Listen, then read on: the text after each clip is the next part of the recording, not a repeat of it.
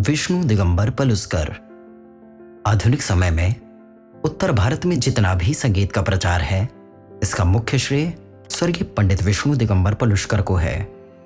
आपने संगीत के प्रचार में अपना सारा जीवन अर्पण कर दिया। आपका जन्म सन 1872 के 18 अगस्त श्रावण पूर्णिमा को कुरुदवाड़ रियासत के बेलगांव नामक ग्राम में हुआ।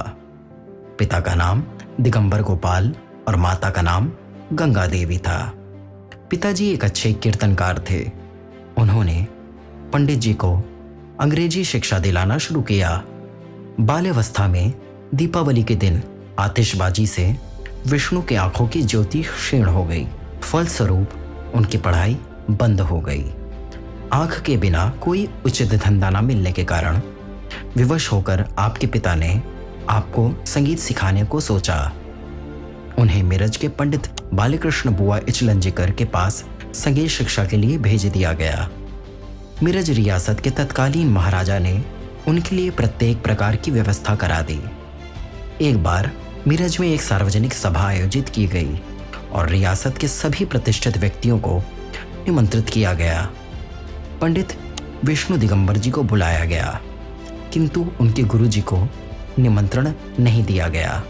पंडित जी ने इसका कारण जानना चाहा। पूछने पर उन्हें आश्चर्यजनक उत्तर मिला कि अरे, वे तो गवैया हैं, उन्हें निमंत्रित करने की क्या आवश्यकता। अपने पूज्य गुरु और गवैये के विषय में कहे गए ये वाक्य उनके हृदय में घुस गए।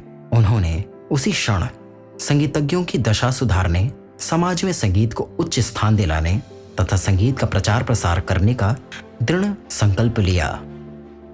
सन 1896 में राजाश्रय के सभी सुखों को छोड़कर अपने उद्देश्यों की पूर्ति के लिए भ्रमण के लिए निकल पड़े। सर्वप्रथम वे सतारा गए। वहां उनका स्वागत हुआ और उनका गायन कार्यक्रम बहुत सफल रहा। इस प्रकार वहां के लोगों में संगीत और संगीतज्ञों के प्रति श्रद्धा उत्पन्न किया। इसके बाद वे उत्तर प्रदेश, बंगाल, बिहार, उड़ीसा, महाराष्ट्र तथा बंबई प्रांत के मुख्य नगरों में गए। जहां भी गए अपने गायन से लोगों को मोहित किया और उनमें संगीत सीखने की भावना उत्पन्न की। जनता में संगीत के प्रचारार्थ विष्णु दिगंबर जी ने यह सोचा कि सर्वप्रथम गीत के श्रृंगार रस के भद्दे शब्दों को निकालकर भक्ति रस के सुंदर शब्दों को रखा जाए और संगीत के कुछ विद्यालय स्थापित किए जाएं, जहां संगीत की शिक्षा दी जाए। उन्होंने बहुत से गीत के शब्दों में परिवर्तन किया और 5 मई 1901 को लाहौर में एक संगीत संस्था गांधर्व महाविद्यालय की स्थापना की। संस्था को ठीक प्रकार से चलाने के लिए उन्हें बीच बीच में आर्थिक संकटों का सामना करना पड़ा। प्रारंभ में कई दिनों तक विद्यालय में कोई व्यक्ति प्रवेश के लिए नहीं गया, किंतु पंडित जी निराश नहीं हुए। स्कूल के समय वे स्वयं तानपुरा लेकर अभ्यास करते। कुछ दिनों बाद विद्यार्थियों की संख्या धीरे धीरे बढ़ती गई। उसी बीच उन्हें अपने पिता की मृत्यु का दुखद समाचार प्राप्त हुआ, किंतु वे विद्यालय के कार्यों में इतने व्यस्त रहे कि ऐसे समय पर भी घर नहीं जा सके। सन 1908 में पंडित जी ने बंबई में गांधर्व महाविद्यालय की एक शाखा खोली। वहां पर उन्हें लाहौर की तुलना में अधिक सफलता मिली तथा विद्यार्थियों की संख्या बहुत बढ़ गई। लगभग 15 वर्षों तक विद्यालय का कार्य सुचारू रूप से चलता रहा। निजी भवन लेने में विद्यालय को काफी कर्ज लेना पड़ा। कुछ समय तक वह ऋण अदा नहीं किया जा सका। फलस्वरूप भवन ऋण में चला गया और विद्यालय बंद हो गया। इससे वे बहुत निराश हुए और उनमें इस संसार से विरक्ति की भावना जागृत हुई। वे गेरुआ वस्त्र पहनने लगे और हर समय रघुपति राघव राजाराम कहने लगे। इसके बाद उन्होंने नासिक में राम नाम आश्रम की स्थापना की।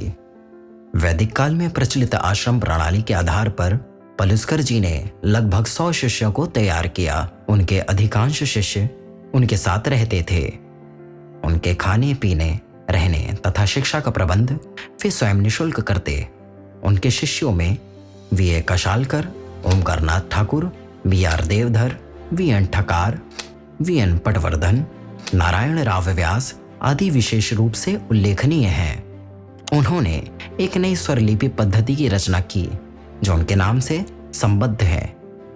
उन्होंने लगभग 50 पुस्तकें लिखी जिनके नाम हैं संगीत बाल प्रकाश, बाल बोध, 20 भागों में राग प्रवेश, संगीत शिक्षक, राष्ट्रीय संगीत, महिला संगीत आदि।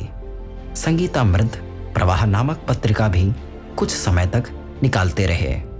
सन 1930 में उन्हें लकवा मार गया, फिर भी अपनी कार्य क्षमता के अनुकूल संगीत सेवा करते रहे। अंत में 21 अगस्त 1931 को उन्होंने अपने प्राण त्याग दिए। उनके 12 पुत्र हुए जिनमें से 11 पुत्र की मृत्यु बाल्यावस्था में ही हो गई। पंडित जी के केवल एक पुत्र दत्तात्रेय विष्णु पलुस्कर अपने जीवन के 35 वर्षों तक संगीत की सेवा करते रहे, किंतु ईश्वर की विडंबना कौन जाने। सन 1955 की विजयदशमी को उनका भी देहावसान हो गया। पंडित जी की शिष्य परंपरा इस समय सारे उत्तरी हिंदुस्तान में संगीत का प्रचार कर रहे हैं और उनके द्वारा स्थापित संस्था गांधर्व महाविद्यालय संगीत की अकथ सेवा कर रही है।